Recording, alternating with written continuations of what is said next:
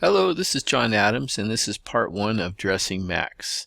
We're going to be using various Photoshop selection tools in this tutorial, so stay tuned.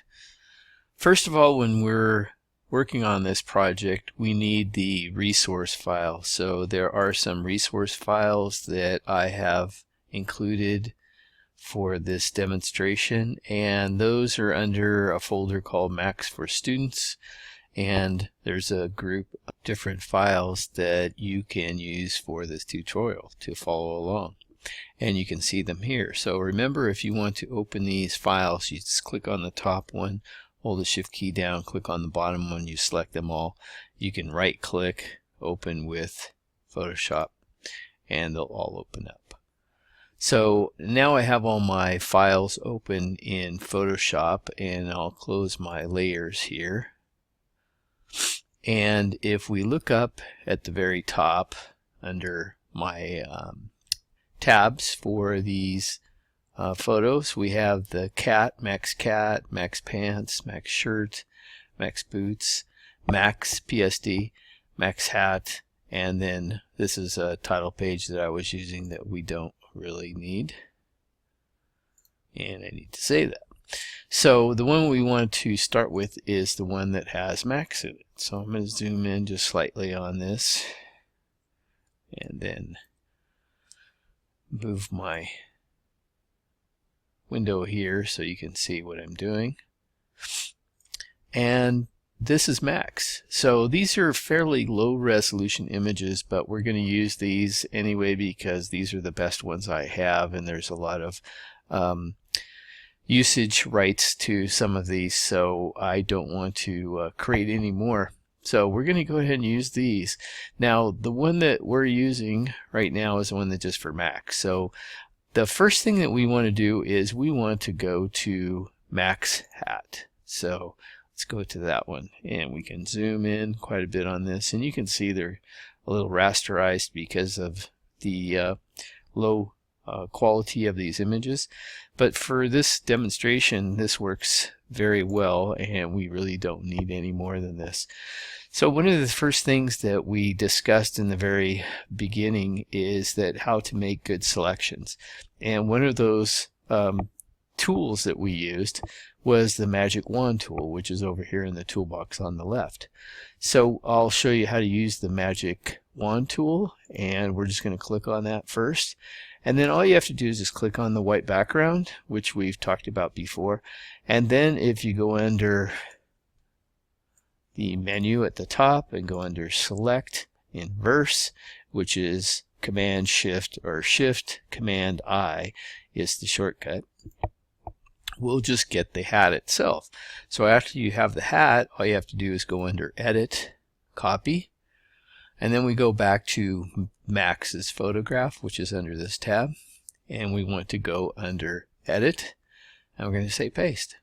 So there's his hat. Now if you go to the Move tool, remember we talked about the Move tool previously. If you watch my other tutorials, I always want you to have the Auto Select set checked, and also the Show Transform Controls select, because of the fact that it creates these controls for transformation, and it's very easy to select different items on your canvas by just clicking on them. So by clicking on it, you can move it around, but you also get these anchor points where you can hold the shift key down, click in the corner, and size your cap. So if we zoom in a little bit closer on here, and I'm going to move down, we can get his cap or hat. Looks like a mounted police or Canadian police cap or hat, and get it to the right size. So now after we've got it to the correct size, we want to go up here where it has the little checkbox to commit it. So we can do decommit, deselect this, or emphasize this change, or we can go ahead and commit this change. So uncommit or commit, excuse me. So let's go ahead and commit it. Okay, and now what size is it? Now if you click away from your cap or hat, it will deselect and you won't see these bounding boxes. So if this irritates you, I don't suggest you turn this off, but you can turn this on and off if you need to. It's easier to resize things this way. So I'm going to go ahead and do that one and leave it the way it is. Now the next one that we want to go ahead and do is we're going to say, let's see, let's go ahead and do his boots. So let's pick his boots. Now they're very small, and I'm sorry these are pretty pixelized, but I hope you understand that the importance of this is that you will be able to see these and work with these because they work really excellent for this demonstration. So I'm going to go ahead and do the same thing. So we can also use, if you click and hold your mouse down, you can use the quick selection tool. But with this tool, you just drag, and it works pretty quick too. But the problem with this selection is that we didn't get everything selected that we wanted to. So of course I have the background right now. Let's go ahead and inverse by going under Select, Inverse. But you can see in here that I have part of the little straps on the boots. This is okay. I have part of this one and part of this one. So the way we're going to make this work is we're going to use a lasso tool to select the rest of this, the boots.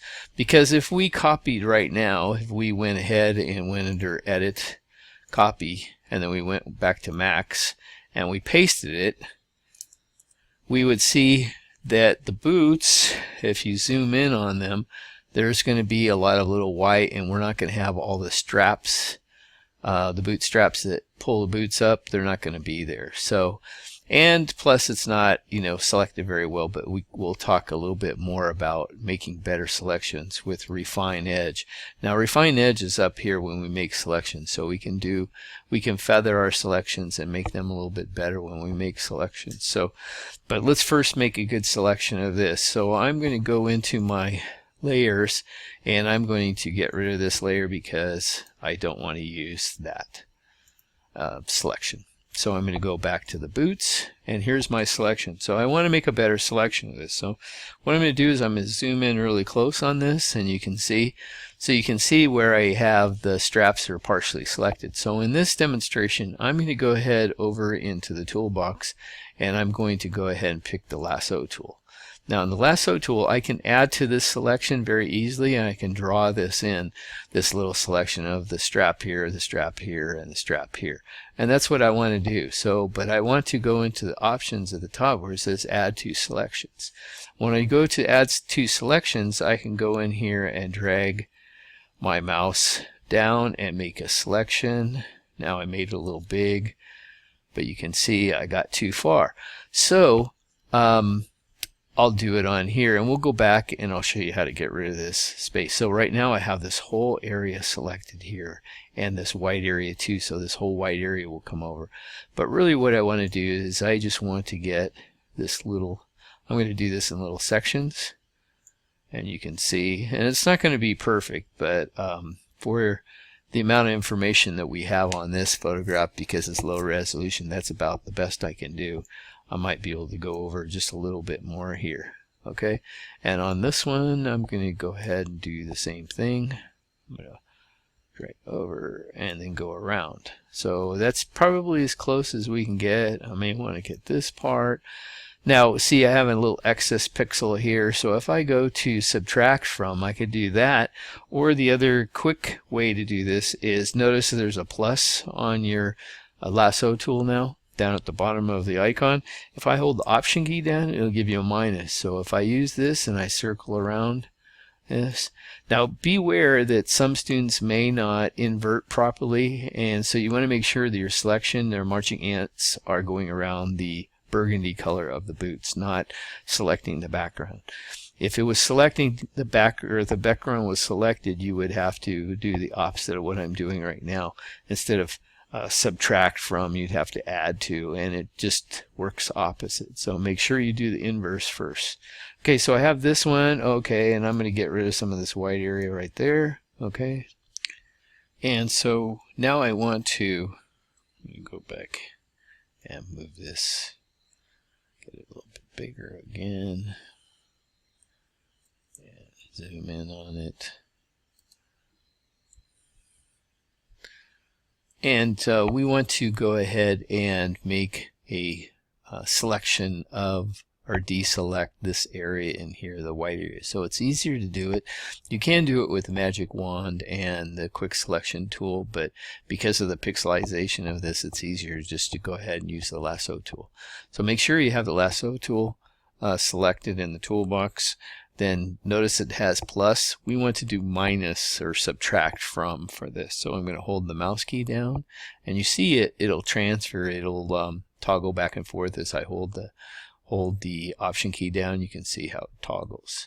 Okay, so I'm going to hold the mouse key down, and I'm going to click and then drag around this, and that's how the lasso tool works. Okay, and I'm going to take out a little bit more in here. And that looks pretty good. Make sure that I have this still selected. And I'm going to get rid of this. And maybe a little of this. Okay, and I think that's pretty good. I may just get one of these other pixels and take this one out. And I think that's about the best we can do on this. So now we've made a selection that's pretty good, and we don't have all the white area in there.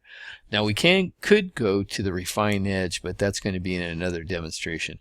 I'll just we'll go to that on one of the other demonstrations we talk about, possibly the shirt or the pants discussion. So for this, I've got the boot selected, so I'm going to go under File, Copy, and then I'm going to go back to Max, and then I'm going to zoom back out on this.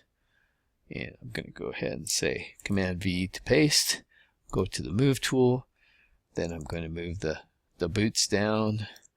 Now one of the issues that we run into with the boots is it's almost impossible to line these up so with his feet. So you can see I get it okay on one and it's not on the other, and if I scale it down a little bit, it's pretty close but not perfect. You can still see his toes, so that's not too bad, but it's still his legs sticking out. So we're going to go ahead and commit this right now, and then what I need to do is I need to separate these two boots so they're independent from the other boots, or so they're not together. I want to have two separate selections. So to do this, all I need to do is go to my Marquee Selection tool, and I could use the Lasso tool too, but I want to go ahead and make sure that I'm in the Add to Selection, or it can just be regular selection, it doesn't matter.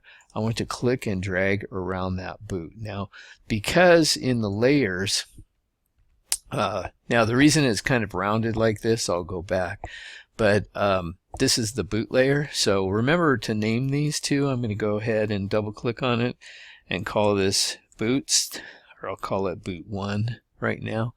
This is the hat. Name your layers. I'm double clicking on the name and then naming it. So these are files that were part of the Max Photoshop file already.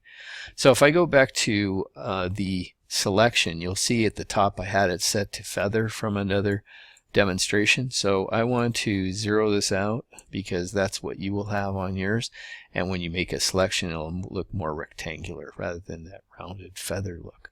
Okay, so I have that one boot selected. All I want to do is go into Edit, Cut, okay, and I want to make sure that I'm on the, I have to be on the correct layer, so that was, I was naming layers and I got off the layer, so that may happen to you, so that's a good demonstration of that. So now I want to go Edit, Cut, okay, cuts the boot, go on Edit, Paste, it pastes it back in the wrong spot in the center of the file, but all you have to do is just move it over. Now one more thing on this that it still doesn't line up properly, and that's because it needs to get rotated. So if you move your cursor over the corner, you can see where it makes a little arrow, double arrow, and you can do it on either side. So if I go to here, I click down with my mouse and hold it and rotate, I can rotate the boot slightly and then move it over.